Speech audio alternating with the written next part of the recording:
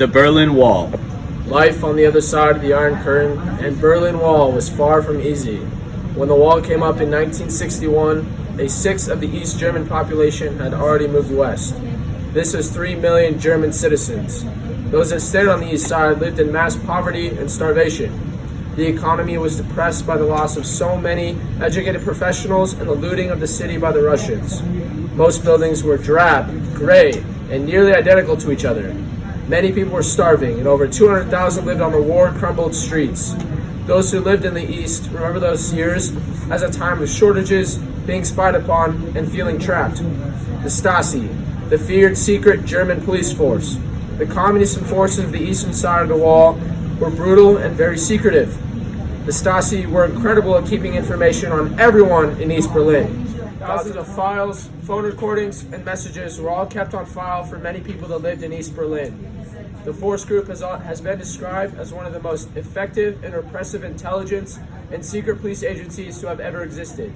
This explains why, over the nearly 3 decades of the Berlin Wall, thousands of people tried to escape from the east to the west.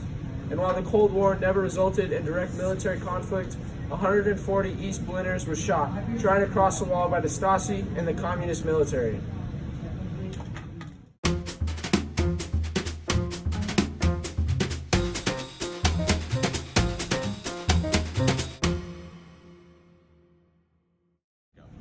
The west side of the wall was covered in graffiti and all underground traveled in subways to the other sides. There were many jobs, but the opportunities dwindled as the Soviets blocked off and surrounded the city.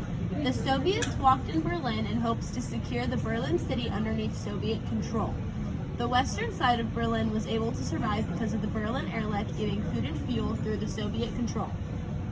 People inside the city suffered from malnutrition and starvation and were constantly at each other's throats while waiting for food and water. The food was also only able to be delivered by air because of the Soviets blockading roadways and different non-Soviet trade routes. The massive wall also affected the lifestyle of many Berlin cities. The wall would cut through major streets and roadways, causing many businesses that depended on the road traffic to shut down. Citizens had been corralled onto other streets, thus making their entire lives confined to the few streets available. Grocery stores and restaurants would shut down just as often as other businesses because the Soviet blockaded preventing food from entering the West. The citizens held strong nonetheless, for they believed in self-government and refused to allow the Soviets to control them.